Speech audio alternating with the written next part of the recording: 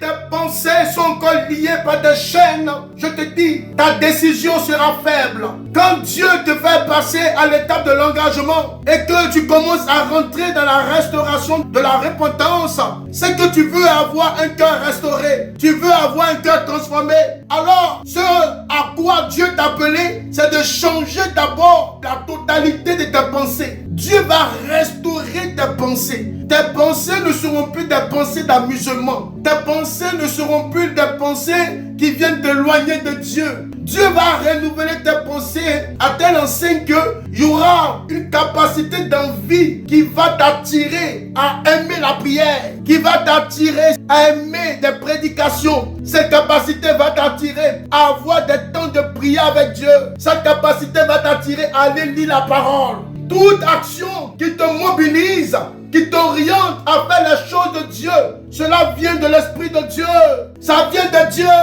Tout ce que tu fais en écoutant un prédicateur parler uniquement de Dieu, en te retirant pour aller prier, en te retirant pour aller à des programmes de prière, en te retirant pour lire la parole de Dieu, ça ne vient pas de toi. Non, jamais ça ne vient de toi. La Bible nous dit que c'est Dieu qui crée le vouloir et le fait à l'intérieur de nous.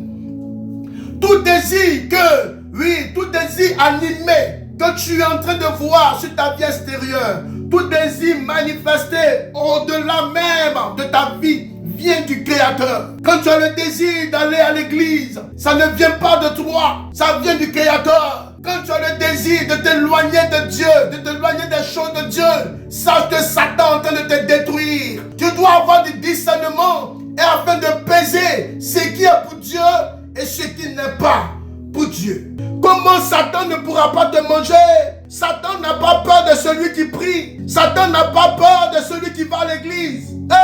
Satan a peur de celui qui s'alimente de la nourriture de Dieu. La Bible nous dit dans le livre de Matthieu, chapitre 4, l'homme ne se nourrira pas uniquement de pain. Non, tu n'es pas fatigué de manger. Tu n'es pas fatigué de te laisser affectionner aux choses extérieures. Nourris-toi de la parole. Nourris-toi de la parole de Dieu. Il faut manger la parole. Il faut t'abreuver de la parole. Car la parole de Dieu t'alimentera. La parole de Dieu te nettoyera.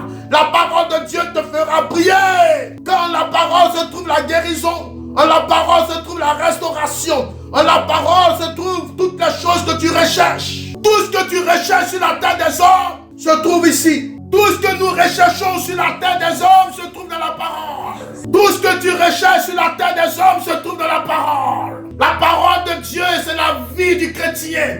C'est la vie de celui qui se met à part pour mourir pour le Créateur. Si la parole de Dieu est ta ceinture et la révélation est ton bouclier, jamais Satan pourra te nuire. Jamais Satan pourra te manger. Aime la parole de Dieu.